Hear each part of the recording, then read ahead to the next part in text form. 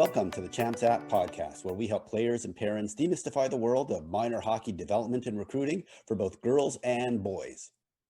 On today's episode, I talk with Elizabeth Wulf, who is the assistant coach with the University of Connecticut women's hockey team. We discuss her journey through Division III hockey as a player and coach, go into detail about UConn, their new facilities and their current success, and of course, we also discuss the recruiting process. This was a great conversation with Elizabeth, so I hope you enjoy it. Before we get to this amazing episode, I wanted to give you an update on Champs App. We continue to make enhancements to Champs App, and this year we will be adding some amazing new features to help with your hockey journey.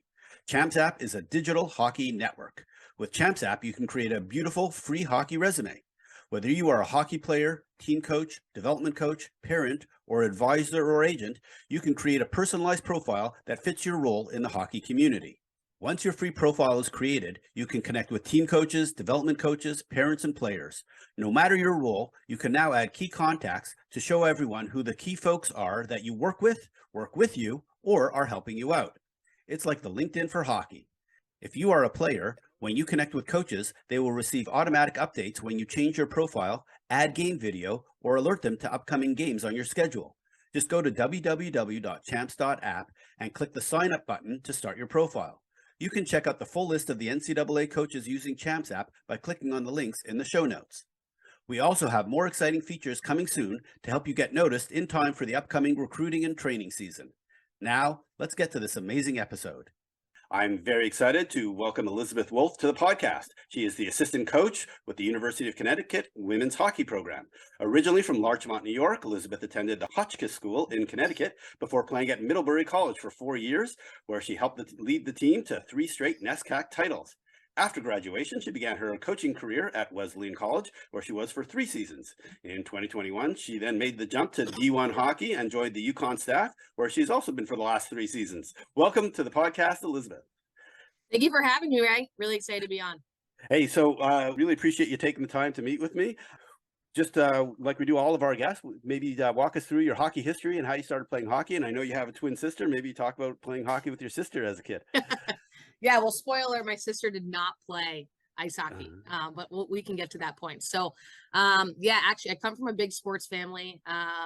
Both my parents were involved in sports. They were sports writers. And then I also have 2 older brothers. So growing up, wanted to be just like them. I'll admit I was a big tomboy. I wanted to do everything they wanted to do. Baseball was our big sport in our family, so no one had played ice hockey. So actually kind of a funny story how I got into it. I was just playing floor hockey at my elementary school. And the high school hockey coach, Mike Chaparelli, shout out to him. He was the PE instructor. And he suggested to my parents, hey, you got to put her on skates. He's the only one who will call me Liz.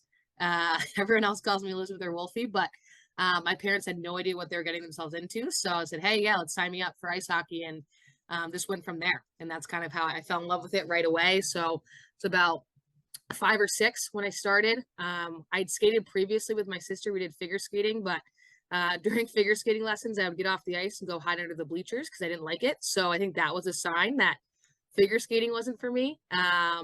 So yeah, I just started in like the mites, the house league, learned to play and absolutely fell in love with the game. So it was a new sport for our family. I was actually the only one that ever played. My sister, we learned early on, I was pretty competitive. We could not play the same sport. She actually removed herself from my soccer team because I was being too competitive. So parents learned early on just to have us in different sports. She played field hockey, but I played ice hockey. So just kind of got into it from there, started with the boys. And where I grew up in a suburb right outside New York City. So at the time wasn't a lot of girls hockey, but was really excited and had a great chance to play with the boys there. There were a few other girls who were playing with the boys too, but I think that experience definitely helped me a lot. And then ended up when I was about 12 looking at other programs. And so ended up going to Connecticut, playing for the Connecticut Stars that then became the Mid-Fairfield Connecticut Stars. And that's where I ended up playing a lot of my youth hockey. So Connecticut is essentially my second home, and I went to high school there too. So I consider that my home as well. But started in New York with the boys, Mamaroneck Tigers. That was the big program played for, and then ended up going to Connecticut after that. But yeah, once I was put on skates, it was kind of history from there. And how did you end up at the Hotchkiss School? Like, what was your, prep school decision-making process where you and your family so that you ended up there? Yeah, so I was actually the only of my me and my three siblings. I was the only one to go to boarding school. So early on, I think my parents were against it. They're like, no, we're not sending one of our youngest. I'll say I am 2 minutes older than my sister. So I'm not technically the youngest one. She's she's not gonna like that I said that, but she's taller though, so I'll give her that. So I think growing up, I think I'd mentioned it. I've heard friends who've gone on to boarding school. A lot of my teammates on Mid-Fairfield had gone to boarding school. So I was lucky enough to go to a private school called Rye Country Day School, where all my siblings had graduated from. So it kind of started there. When I was in 7th grade, I actually moved to Rye Country Day School early.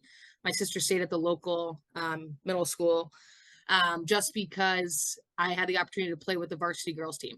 So that was a really cool experience for me, being a 7th grader, playing with all these high schoolers, which was intimidating at first. I took a fitness test to make sure I was strong enough that I could handle it. So that was a really cool experience just to be able to play up and learn from that. And Coach C was an awesome coach there. I learned a lot from him, and he was a big part of my development. And then as I was getting into high school, it was okay. If I want to play college hockey, should I stay here? Should I go to boarding school? I think it was my sophomore year. My parents finally came around it and were like, okay, like let's look into this. So I applied to several different prep schools, went on a lot of different tours, things like that. And I think with Hotchkiss, it just felt like home in terms of going there. Loved the layout of the campus. Most of the classes were in the same building, which was nice. And just the Coopers were a huge part of that. I also remember my advisor, Bones. But I just felt like once I was there, it was home. And my parents felt that too, in terms of, okay, if we're going to let our daughter go away, we want to make sure she's going to be taken care of. And so they became my second parents. So I owe a lot to the faculty. I don't think they get enough credit at prep schools of just what they do on a day-to-day basis.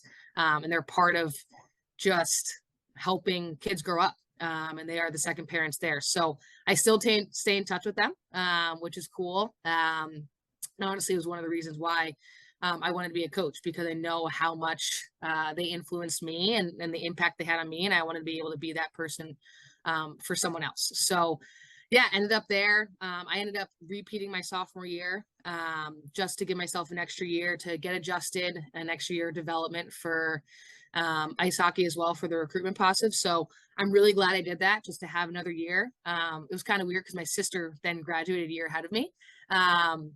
But so she'll always bring that part up. She graduated before me, but yeah, so I spent 3 years there. Absolutely loved it. Learned a lot, just living on my own. And I was also able to play 3 sports. I was big on that. I played soccer, ice hockey, and lacrosse. And I really loved that because I think I learned a lot from soccer and lacrosse. And I was lucky to have 3 really good coaches with that piece. So I think just the whole prep school experience for me was awesome. Again, being able to live on my own, managing the academics, the athletics, all of that. And then I'm still able to play for my club ice hockey team in Fairfield. I had a lot of teammates on that too. So I definitely know I would not have been where I am now without going there. So I owe a lot to them, but I think definitely don't regret it. And it was the right decision for me with the people who were there. The academic rigor is also just what I learned from the athletic side too. So I like to say I'm a Bearcat for life. What's great is that, you're still pretty young. So this is not that long ago. So for folks Right. who are listening to this, are thinking about going, the prep school route, it's a great, firsthand experience about what you went through, which is not very different than what folks would be going through today. Appreciate that, Ray. Thank you. Yeah. All right. So tell me about the recruiting process from Hotchkiss to that where you ended up going to Middlebury. Yeah, so I'll actually start it when I was 12. This is a pretty cool story. That's the first time I met Coach Mandigo. And he's a legend. I like to call him the GOAT. He's the winningest coach in women's hockey. And so he just happened to be at one of my practices. And my coach at the time, Mo Tarrant, for the Connecticut Stars, his daughter Shannon played at Middlebury. So Mo and Bill are pretty good, very good friends. So Bill just happened to be at one of our practices, and Mo comes up to me and is like, "Hey, I want you to go up to that man over there and tell him you're going to play for him one day." I'm 12. I have no idea what I'm doing. I'm like, "Okay, sure." So I go up to him. I'm looking up at him. And I just said, "Mo told me to tell you that I'm going to play for you one day." verbatim. That's what I said. So that's the first time I met Bill. Now fast forward however many years, 6 or 7 years later, I had heard he'd come to watch games. He was big on writing handwritten letters, which I really, really appreciated. Anytime he saw you recruit, he'd write or watch you play, he would write you a letter. Hey, Elizabeth, just saw you play at this tournament. Best of luck. Happy holidays, something like that. So I thought that was really awesome for someone to take the time to do that. So I'm pretty sure I still have every single letter. And he continued that in college too, in terms of just writing notes in the summer to each of his players, just check in and see how they're doing. So I kind of had Middlebury in the back of my mind since I was 12. And then going through the process, I looked at a lot of NESCAC schools and also some Ivy League schools as well. And I'll admit now, I probably wouldn't have admitted it then, that I got caught up in the D1 versus D3 and feeling like, oh my gosh, I have to go D1, make this worthwhile for my parents, all that. So I just went through the process. I did some visits at NESCACs and then some Ivies as well. And just kind of came down to, where can I see myself over the next 4 years? And and I knew realistically at the time, that's going to be my last 4 years of hockey. What do I want to get out of it? Do I want to maybe be on the fourth line in the stands, or do I want to be able to go to a program where I'll have the opportunity, hopefully, to play more and also compete for a national championship every year? So just for my visits, I went to the Middlebury hockey camp. So I think I always knew that's where I was going to end up. And it's just a matter of making the decision. But it just felt like home. And people say the broken leg test, if you don't have hockey, would you still be happy there? Absolutely, I would be. So just everything, it checked all the boxes for me. Obviously to play for Coach Mandigo is a huge, huge thing and a great opportunity. So I'm very lucky for that. But now I look back at it like 10 years later, you're not going to remember what division you played. You're going to remember the experience you had. And so if there's any advice to give kids these days, I think that's a big one. And because I got caught up in it and knowing at the time, okay, what are other people going to think? Do I want to just like say D1 to go D1? So that piece of it too. But I think looking back, I have zero regrets and had an unbelievable experience at Middlebury and is extremely grateful for my time there and what we were able to do. So looking back, I think that was the best place for me. It was my home for 4 years and got a chance to be part of some really good teams, which was big too. So I ended up deciding, what was it, fall of my senior year. Yeah, absolutely love my time there. I love going back there, and I still work the camp in the summers too, as a way to give back. So anytime I get to go up there, is an awesome time. And sorry, one last question, just Yeah, of about course. your experience. For folks who don't know, explain just what the NESCAC is and what it stands for, because there's a whole bunch of people who are in Western Canada, let's just say, Right. and they have no idea what No NESCAC idea. means and what it stands for. So just explain to them and how it compares to Ivy in terms of the academic side of things. Mm-hmm. And so hopefully I can get this right. The New England Small College Athletic Conference. That's what it stands for. So New England-based schools. And they're basically known as like the mini Ivies with that. So they're smaller sized. I think Middlebury was 2,500 when I went there. And yeah, I mean, the academic rigor, it's very similar to an Ivy in terms of you're getting an unbelievable education, just the alumni network as well. And so when you go there, academics are key. It's similar to an Ivy in terms of finding that balance between the academics and the athletics. But yeah, if you're looking for just an unbelievable education, but also a great athletic experience, they're great schools. And there's obviously a lot of other great options too at Division III and Division I. But that's what the NESCACs are known for is basically the mini Ivies in that way. And then no athletic scholarships, nothing like that. There is financial aid, but yeah, so you're going there in terms of applying on your own, things like that. But it's cool because the NESCAC season starts later than other Division IIIs. So usually starts end of October. It used to always be November 1st. That was our date. So you have a chance to do a few other things. You're still on the ice preparing in the fall. You're just not with the coaches. So a lot of it's, you have to be pretty self-motivated when it comes to the athletic side and training, but also just the academics, because you're going to a rigorous school with that piece. But got to take a lot of interesting classes. I think the other big thing is that NESCACs are liberal arts schools. So you can kind of choose whatever your path is. I had zero idea what I wanted to major in. So it was very good for me to be able to go to school like that and just explore different fields and different subjects and see what stuck for me. Beautiful. Okay, so we can go on forever just talking I about know. the D3 experience and the NESCAC schools, but we got to transition into your coaching career. So Yeah. why did you decide to go into coaching right after graduation? Yeah, I mean, I was very lucky. It doesn't happen often where you get to go into college coaching right away. So I'll just backtrack in terms of, so when I was deciding what I wanted to major, and I ended up with neuroscience. If you had told me that my freshman year, I would have laughed in your face, like, why that? And coming from my family where almost everyone was a communications or an English major, it was definitely different. But I just thought it was fascinating to learn about the brain, how people learn, just trying to understand that side of it, like the science part of psych. Um, and I think that has helped me too, just with coaching in terms of trying to understand how people think, how everyone learns differently, just ways in terms of how everyone processes things differently as well. So just taking some of those classes. And I also got to take a class at Middlebury with Bill Beanie, who's the legendary men's coach. It was a coaching class. So there's at NESCACs, they have some schools called J terms. So you only take one class for the month of January. And so that was a huge introduction for me just into coaching and fell in love with that. And then I always joked that my summer internships was working hockey camps in the summer as a counselor. Everyone else was doing finance. I was like, no, I'll just go to these summer hockey camps. So that was an introduction for me just to get to know the coaches on another level, right? You just think of them through the recruiting process and you're so scared and intimidated, and just having conversations with them, and also just being able to be a role model for the campers. And I love getting to know them. So just being on the ice with the coaches and seeing what they were doing, and then also having the interactions with the campers. I think in my mind, I was like, I definitely want to stay involved in hockey in some way. So I think it was probably my sophomore, junior year where I first mentioned Coach Mandigo, like, hey, I think I want to coach. So he's like, really? Okay. So he was great in terms of helping with that. And ideally I wanted to go into college coaching, but knew that wasn't like the opportunities are limited in that way. So I was also looking at prep schools as well in my senior year, and actually happened to know Jody McKenna from Wesleyan from one of the camps I had worked out in the summer called Rink Sports. So got to know her, and I also looked at Wesleyan too in the process. So I knew her from there and had built that relationship. So I had heard that she had an opening there. You can also get your master's there as an assistant, which is awesome as well.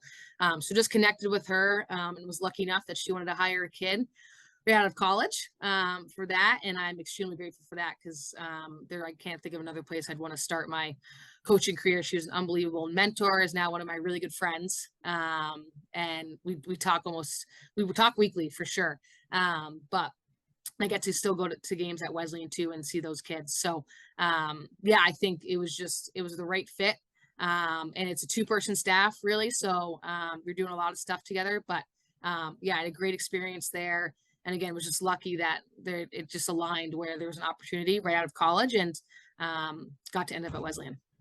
Perfect. So we need to get over to UConn, but before we do that, what's the biggest thing that you learned in your 3 years as a coach at Wesleyan?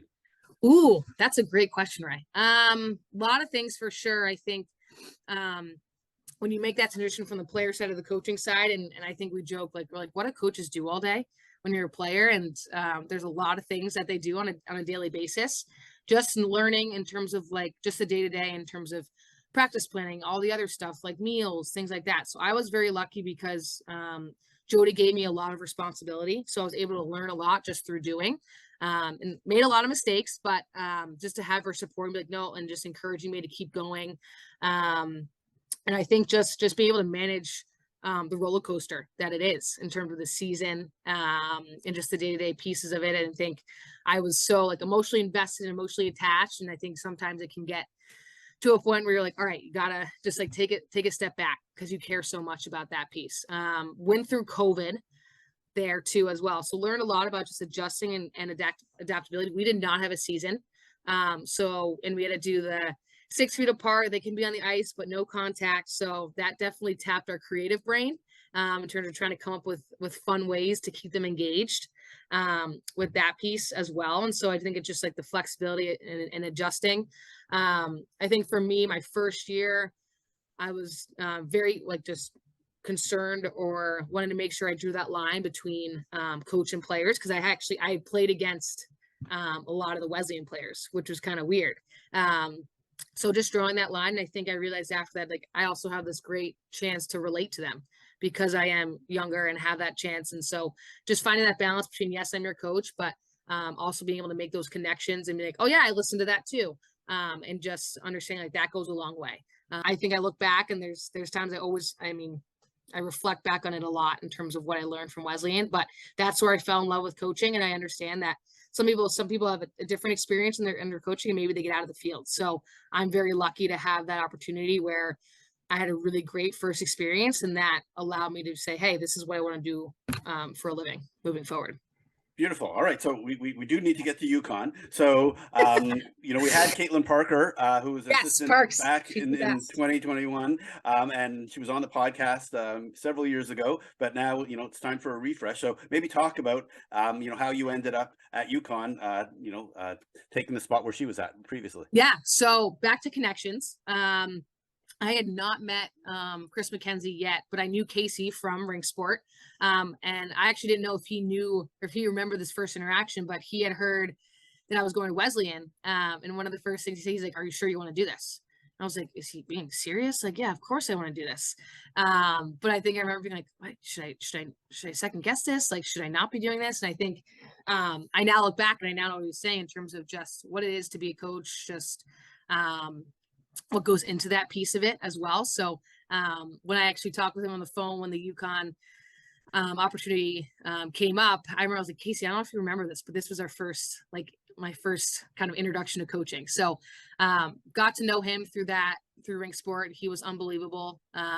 He's a brilliant hockey brain, but also just an unbelievable person. So to get the chance to work with him Yeah, and just to be clear, you're talking about Casey Handrahan, who's also Yes, one of Casey the Handrahan, coaches yeah. on Chris McKenzie's staff. So the Correct. three of Yes. you are the coaches. So We also refer to him as Prince Harry, which he doesn't like, but he looks just like Prince Harry. So yeah, I also knew Parks just again from being on the road. She was awesome in terms of just I was a young coach and coming up and talking with me and getting to know me. And so because the women's hockey world is small, as you know, when you're on the road with the same coaches or you're working the same camps, you just get to know each other. So that's a really nice part of it is when you're on the road.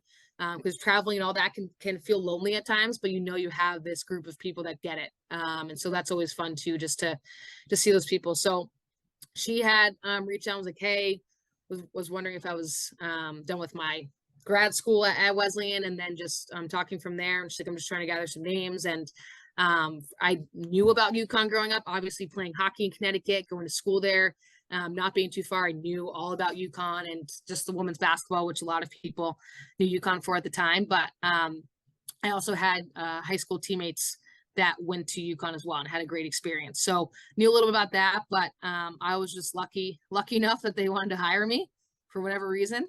And so, yeah, I knew Casey again through that connection, but then also getting to know Mac through the process. And he was unbelievable just with how he communicated with me, the transparency.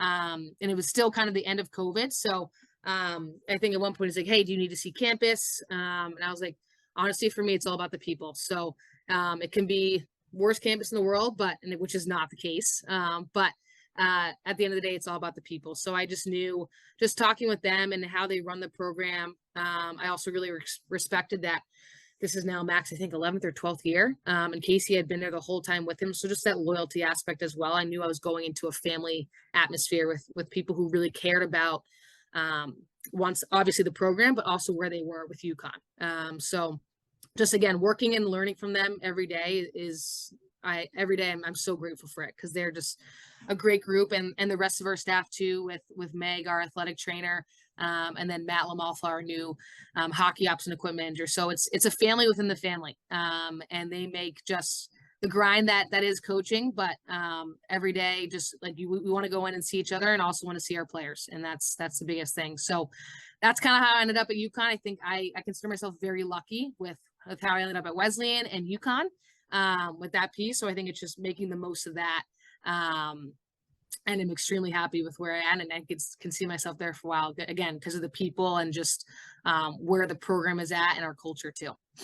Beautiful. All right, so let's talk about University of Connecticut. So All it's in right. Storrs, Connecticut. Most people Yes. don't realize this, I bet, but there are actually 5 D1 women's hockey teams in Connecticut. So Sacred Heart, Quinnipiac, Post, UConn, and of course Yale. So Hmm.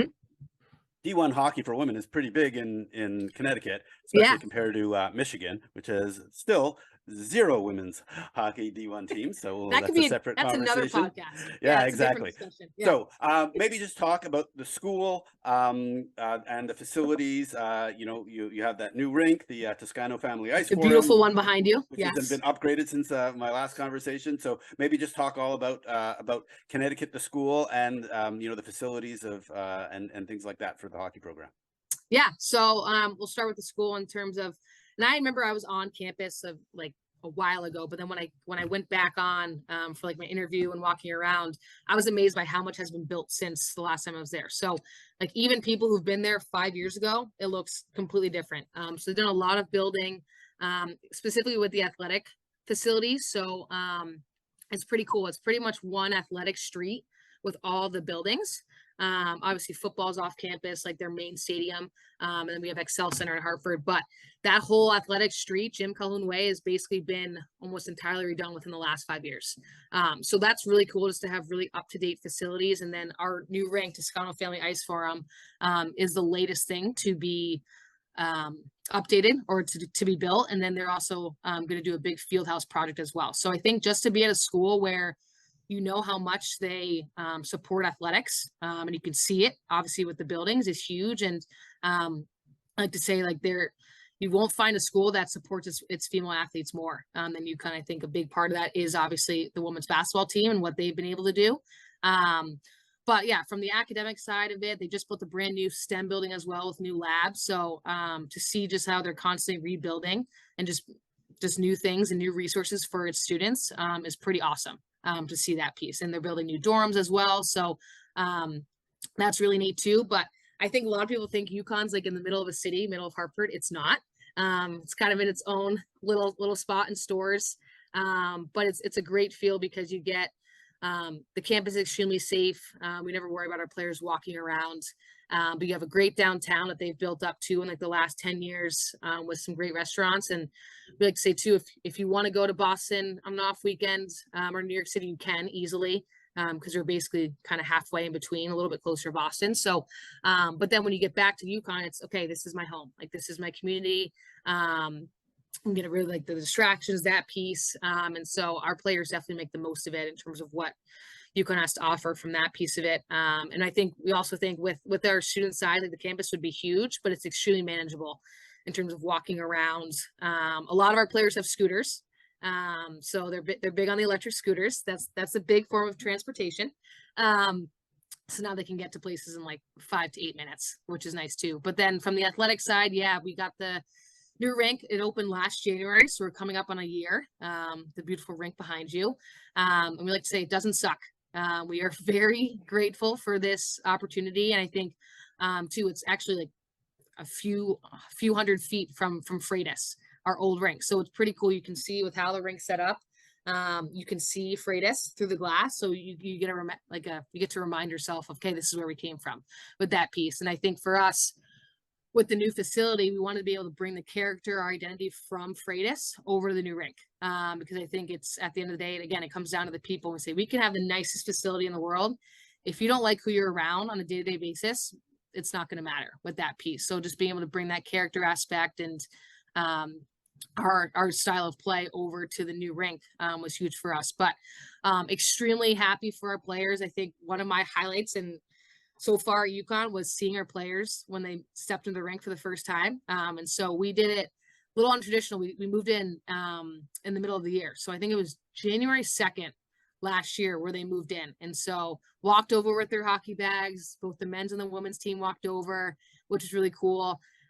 They did not see it at all through construction. So they saw it going up, but they never got to walk into it until it was complete. So for them to just walk in, like there was just tears, and to see how much it meant to them and how excited they were was amazing. And just like super rewarding to see through a coach's eyes, and just remember them walking around everything. They just, a lot of screams, a lot of tears. And I think one really cool memory was one of the first nights, and we were in the new rink. I think we were just happened to be there late, and I walked by our new team lounge, and the whole team was in there just watching a movie together, with blankets, pillows, and just to see that piece of it and how they're like using that new space, they made it all worth it, with that piece. So yeah, I mean, we're very lucky. We have, like I said, the team lounge, we have dry lockers, really great team room, and we were lucky in the process. I kind of came through it towards the end of it, but how much they value the coaches, just input when it came to the rink. So making sure, okay, what do the men's team need versus the women's team? So for example, like our locker room space is a little bit smaller than the men's, but that's designed on purpose so that we have a little bit more of an intimate feel because we have fewer players in the men's side. So just little things like that, and taking into account what each program needed, was really cool. So just to be involved directly in that process, was really cool with that piece. But yeah, it's nice. We now have a gym right there. They now walk 200 feet to our locker room where we used to lift. There's like 5 or 6. We're very lucky in terms of just the athletic facilities, like 5 or 6 places just for student athletes to work out. And so they would take their scooters or walk over to the rink after lift with how our schedule worked. In the middle of the winter, being their big coats, coming over. We think it built character and made them tougher with that piece of it. But now just to have that where the efficiency there in the gym, we have an unbelievable training facility with that, and then just being able to walk over right into our locker room. Beautiful. Okay, here's the most important question of our conversation. Why are 20% of the Hockey East women's teams and 7% of all women's college hockey teams called the Huskies? Wow, look at that research, Ray. Can you name them all? Of course. Come on. All right, let's hear it. Well, St. Cloud State, which would be the hardest of the ones to get to. Then obviously yours. Yep. And then they're the Howling Huskies of Northeastern. So the other Huskies, yep. Yeah. So why are there so many teams called the Huskies? It's a great question. I don't know. I do not have an answer for you. Maybe it's an easy mascot to pick. That piece. Yeah, that's fascinating. But related to that though is you're the Huskies, the UConn Huskies this year are tied for first in Hockey East with Boston College. Are you surprised how well your team is doing, especially considering the other Huskies have been so dominant the last several years? This is the first time they aren't probably in first place.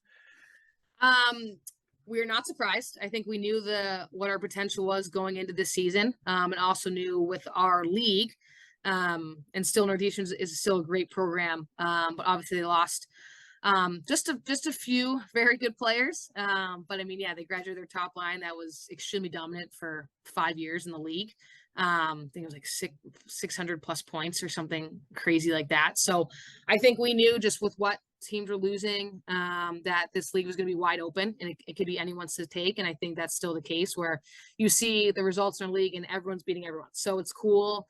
You just don't know what's going to happen on a given weekend. I think it makes it really exciting. But I think we knew in terms of, hey, this is what our potential is, and just believing in our process and focusing on us and what we need to do on a day-to-day basis and not worrying about what other teams are doing. So I think for us, we're now in a new spot where we say it's easier to be the underdogs. But now when you have a little more of a target on your backs, you're going to get everyone's best game. Now you're dealing a little bit more with expectations, but I think it's, again, get back to, hey, what are we doing on a day-to-day basis to prepare, and focusing on ourselves first, and not worrying about what everything else is happening. So just take care of our business first and go from there. So I think it was a really good start. And I think we learned early on from when we got swept by Boston College early on, and then kind of were able to go on a run of 8 or 9 games, which was great. And then it was awesome to be able to play in the Nutmeg too. We had 3 top 15 teams with us, Yale and Quinnipiac, and then Sacred Heart. So that's a really cool tournament to play in over Thanksgiving. I think we learned from that as well. And so obviously we're in a good spot, but now it's as we say, it's about how you finish, not where you start. So it's now getting into the second half, taking it game by game and going from there. But no, we aren't surprised just in terms of what we knew our potential. And I think our players too, having that belief and confidence, and knowing where we could be as well. But I think it's now the focus is just focus on us. Don't worry about rankings, anything like that. It's now, again, what are we doing daily with practices and preparation to make sure we're bringing our best to every game and playing to our standard. Beautiful. All right, so let's talk about building that team to that standard. One thing that I learned, preparing originally for my first conversation with Caitlin was around this performance mindset, coaching to connect, which a guy named Gordon McFarland put together around culture and identity. So maybe just talk about where you guys are at today with using the Leadership Council and even like personality assessments to help kind of do the team bonding and learning about each other and doing a lot of team building. So we still do all of that. Still in our program, I think what I really respect and appreciate coming in is in terms of the culture that's been built. It takes time to do that. It's a really hard thing to do, but what Mac and Casey have done, as well as our players, in terms of buying in, and it's in such a great spot now where it's upperclassmen lead the underclassmen. They show them the standards, the expectations, and so for us as coaches, they make it easier in terms of we know what they're doing on a day-to-day basis, the trust aspect and the accountability player to player, but also ownership. So we're extremely lucky with, coming into UConn, I remember the first couple of weeks, I'm like, I've never seen a team more bought into just being all in with our systems, how the pride they take in representing UConn. And again, it's like we went from one facility to another, but that didn't matter to them. It was more about day-to-day basis. They were extremely grateful to be at UConn and take a lot of pride in that. So that's been huge, just to have players who are extremely bought in, and that makes a huge difference. And I think we've been able to we always say, like, we may not be the most talented team on paper, but because of how our group works together, we're able to get the most out of our team. And I think a lot of that goes back to the culture and just the people that we're able to bring in. So yes, the personality questionnaires, the DISC, we still do that. I actually filled it out when I was going through the interview process, which I thought was really cool. The personalities, and we have all recruits figured out. They fill it out, and then our current players too. So we have a profile on all of them, but just something that I think is really unique in terms of one, for us as coaches, it's great because we get a framework in terms of, okay, and going kind of back to my neuroscience background of how do people learn and the best way to give them feedback, which I think is really cool, and understanding everyone's different. And sometimes you're going to get it wrong. But if you can go back and just be able to have an open communication with them in terms of, hey, how was that? Or do you want it do you want it to be delivered a different way in a game, just to have that open communication. So like at the end of the day, we want them to make sure that they feel they're in their best spot to succeed and play their best game. So as coaches, having that open communication, it's not a one-way street, it's a two-way street. And then being able to give us that feedback too. So I think it's a great introduction for us to them. Obviously we get to know them through the process as people and their parents too, but also just being like, hey, this is what your disc said. Would you say this is accurate? And hey, do you like to be taught this way or get feedback this way? Or what's the best way you learn? Things like that. And then I think the other great part of it is that they learn more about each other as teammates. So it's a big part of our culture. We try not to put like don't talk about it in terms of like all the time. That's just one of the many things that we do just to help with that piece. And so, hey, get to know your teammates as people first. That's the biggest thing. And for us to show them that just one way to show that we care in terms of, hey, what are you like as a person first? And then the hockey will come after, but getting to know them as people first is the biggest thing with that. And then still have the Leadership Council as well. I think that's been a great way just to help develop leaders and get different perspectives from different classes too. We have a great leadership group this year. It helps when we have some grad students. So we have 4 grad students, and at this point, when they're in their 5th year, and we say it's like their bonus year, so they take they're just really grateful to have that. But they can be like they're almost like second coaches in a way because of the experience and what they're able to teach the underclassmen. But I think one of the really cool things about our team is that if you walk into our locker room, it's very hard to tell who's in what grade because of how well they get along. So there really is no hierarchy, and we have grad students that are really good friends with the freshmen and just how they're able to teach. So for us as coaches, it's awesome to see. Beautiful. All right, we can keep talking about this stuff. I see now I know. your I told background. you I was gonna get excited about it. You can see why your background totally fits the kind of the culture of the team. You can see, right? And how the coaches. Yeah. So I see why it all makes sense. So I need to get moving into the recruiting side of things. Let me ask you this. So you mentioned all the grad students that you have. I noticed you still have a couple of seniors. You also have like 25 players on your roster, and I know at least 6 incoming, Did the commits research, right? Did the for research. 2024, and I got 6 for 2025. Anyhow, separate to that. So I don't know if the players who are the seniors are planning to take an extra year, but you're going to have at least 25 players next year, maybe 20 up to 27. So how are you going to handle, managing such a large roster? Are you hoping for either transfers, or, are you going to need to have conversations about scratches and things like that? Like, how do you manage, the whole lineup, given that, you may have 25 to 27 players on your roster at any time? Yeah, that's a great question. I think that's hardest, probably, if not the hardest part about being a coach, right? If that piece, and we've kept probably a smaller roster than some other teams that you might see for a reason with that piece, because we like to tell, but like, if you're coming to UConn, you're coming to UConn for a reason, and we want to make sure everyone has a chance to show what they can do with that piece. And I think if you have too many at times, and coaches will always say, like, what's the perfect number, right? There's no perfect number, how many scratches to have, but you're constantly thinking about that. But just be able to make sure it's an experience for everyone, and playing time is a big part of it with that piece. So I think how we've handled it in terms of, it's just a case by case basis with that piece, with our seniors who are coming back for fifth years. We've had some kids that have gone back to Canada because most of our team is from Canada, but they go back and get like a teaching degree there. So it's really a case by case basis, and working it from there. But we want to be we're very cognizant and want to be very mindful of not having too big of a roster, because again, that's going to take away from everyone's experience with that piece.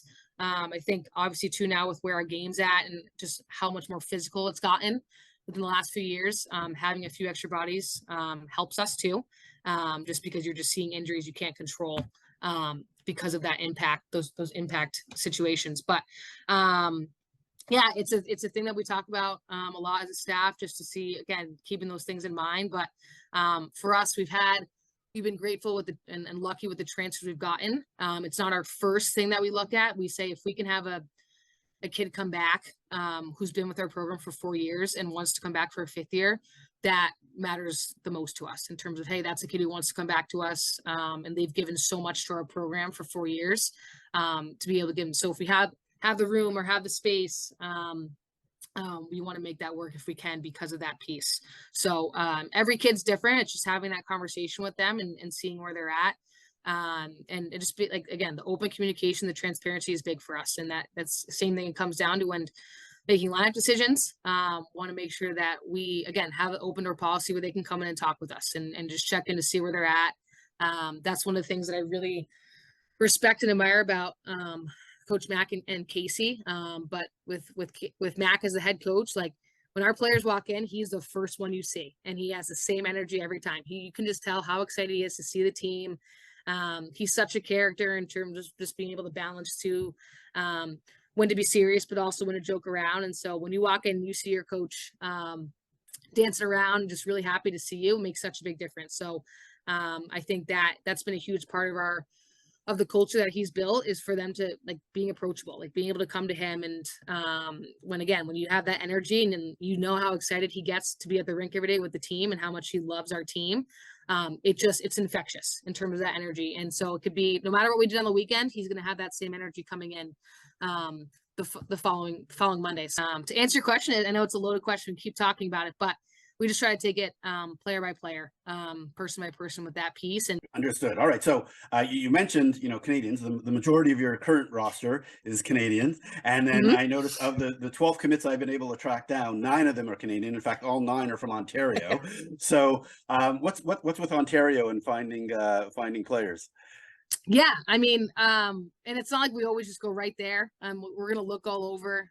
There's great players from all over, both the US and Canada, but I think it's just we've been able to find, like, our type of kids and players in Ontario. And so both Casey and Mac are from the Niagara Falls area. That's where they grew up. So just have a lot of connections there. But I think that league there, OWHA, is an extremely competitive league. So we've found the kids that have gone through that league and been able to come to us. They've been very successful. And I think the preparation piece, because it's so competitive with that. So think too, some of it's like, hey, you know one person who's had a really good experience at UConn, and it kind of just filters, right? It's infectious with that piece. And so it's kind of worked out that way, but we still recruit all over. We don't just recruit in one spot.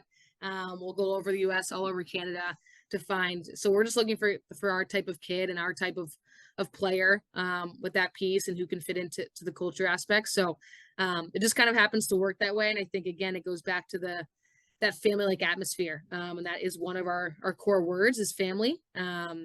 And for us, it's family academics hockey. That's how it goes. And we've been grateful and lucky to have a lot of siblings that have come through. So I think that speaks to it too. But again, it's players know each other and then the connections. And I think it's when someone has a really good experience, that can really help with that piece of it. So it's a really fun group. A lot of the parents drive down together for weekends. So it helps with that way. I learned a lot about Canada in my first year. I literally had a team map going of, okay, this is where everyone lives, because I learned the provinces and everything. Because being from New York, I did not know a lot about Canada. So the cool thing too is that at the end of the day, it doesn't matter where they're from. We might have some debates about Canadian Thanksgiving versus American Thanksgiving and different holidays, but yeah, it just happens to be that way. But it can change each year. But we still we'll recruit local, and also just all over the US and Canada, and even in looking into Europe as well. So I think with the way women's hockey is going and how much it's growing, you can find great players anywhere with that piece. And so I think we've found this little niche here, and have been very, very lucky with the kids that we've gotten from those areas and just what they've given to our program. So hopefully that continues. But yeah, again, that's how it looks. And then but it doesn't mean we just recruit in that one area. And for the record, your leading scorer, Jada Habish, is from Minnesota. So correct. Where I'm currently at. Yes. So, yeah. All right. Just got time for a couple more quick things. All right. So once again, we have a lot of parents and players, potential recruits listening to this podcast. Just so folks understand, how you do recruiting, can you be specific about which events your staff has been to during this season so far, and even maybe ones that you go to, so they can get a feel of where you are scouting, so that they know these are the kind of events our team should be going to, so that we're being seen. Maybe just talk about that for a second.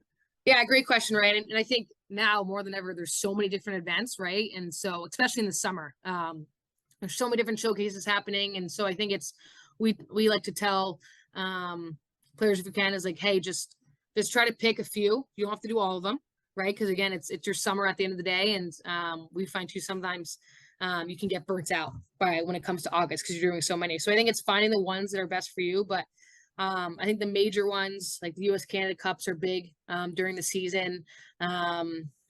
Right now I'm out in Minnesota, the holiday tournaments, that's another big one. USA Nationals, I think those are down in Florida this year. So get some sun going there.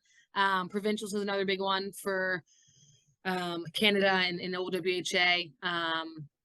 And so I think those big events, and then we're lucky with our location too, because we're so close to Boston that we can easily hop in a car and go watch some local games. Same thing with prep school too.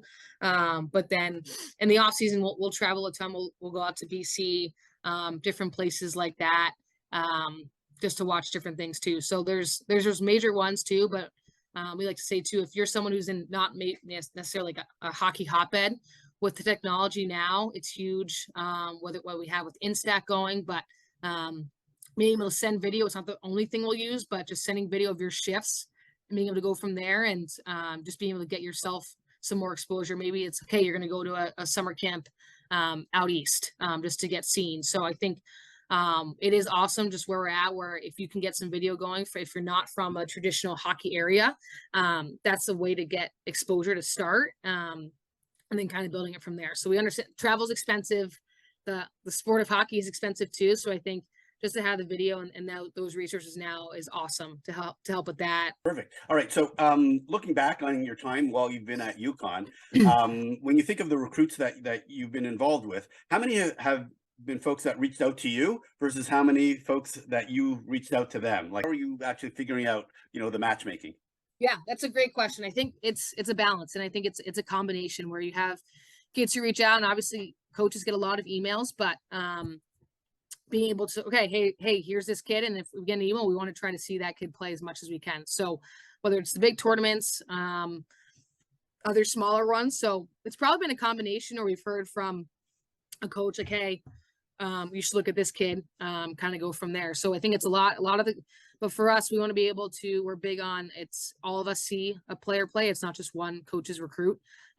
So for us as a staff, we want to all be able to see a player play. To answer your question, long story short, I think it's a combination. I couldn't tell you in terms of, again, what the percentage would be, but I think for kids to understand, and two, if you don't hear back right away, it's not the end of the world. It's just like the persistence piece. Everyone's process gonna be different, so and everyone's gonna find their own what's the best fit for them. So whether it's someone reaches out to them or they reach out to the coach, it doesn't matter at the end of the day. It's just being able to find the best fit for that player. Perfect. And you lead into my final question. So what advice do you have for players or the parents who can then start talking to you on the upcoming June 15th? Yeah. I think now too, with all the resources that we have at our hand with Google, social media, all that, just really doing your research. I think that's the biggest thing. And I just touched on it, but everyone's process is different. Obviously now with social media and everything that's out there, it's hard to not compare yourself to others. But just trying to come up with, hey, what are some things that are really important to me in the college process? Whether it's based on division or what you're looking for in a school, and just really doing your research from there. And yes, the hockey's a part of it, but being able, hey, do they have something that maybe you're interested in majoring in? Does location a factor for you? How big a school is? And just being able to see as many campuses as you can. I think there's no way to recreate the feeling of being on campus without actually physically being on a campus. So you can get a sense of it through videos, through social media, but just being able to physically be on a campus and walk around, it's like, okay, I can see myself here for 4 years. And again, going back to what's the best fit for you, and the best fit for me is going to be different from the best fit for you, Ray, as you know. So just really doing your research and due diligence with that part, and trying, at the end of the day, it's everyone's process is different. So I think it's like, oh my gosh, so everyone's committing now, what should I do? Like the panic button almost. But just again, everyone's process is different, and where you end up at the end of the day, it doesn't matter in terms of how that process went. It's just, okay, did you find your future home where you know you're going to be happy? And there's so many great options now. Obviously, just new programs are popping up. Delaware, the latest one. So just to be able to find those, and again, really just doing your research in terms of you can hear about certain names, but then also like, okay, let's just do some more, and then again, really finding that right fit for you. And I think a huge part of that is being able to see campuses. So even if you can't meet with coaches on campus, if you happen to be playing a game in an area where, okay, you're near some college campus, hey, why not just go walk around in between games? Or if you happen to be there just for a tournament or something, just to get a feel, because I think that compare and contrast is huge. And honestly, just being around a campus or driving through a town, things that you didn't even think about, or new factors might show up. Where like, oh yeah, actually, I think that does matter to me. And those are it's hard to get a sense of that without actually seeing campuses with that piece of it. Beautiful. All right, Elizabeth, thank you so much for all the great information. I know, we can keep chatting, as you can tell. Well, thank you so much for taking the time. It was great learning about your hockey background, especially learning all about your D3 experience, both as a player and a coach. Obviously, all the amazing things that are going on at the University of Connecticut and the women's program with the new facilities and what you're doing with the team. And then thank you so much for all this recruiting information and advice. So thank you so much for doing this.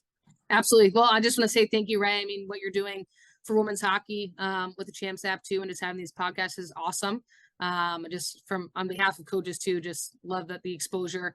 And again, if this can help one player going through the process, that means a lot. So thank you for inviting me on for this, letting me just talk your ear off for a while. But again, just want to say how appreciative and how awesome it is that what you're doing with that piece. I really want to thank Elizabeth for coming on the podcast. It was great hearing about her D3 hockey experience, her transition to D1 hockey at UConn, her insights about recruiting, and how the Connecticut staff discovers players. You can connect with Elizabeth on the Huskies website or via her Champs app profile.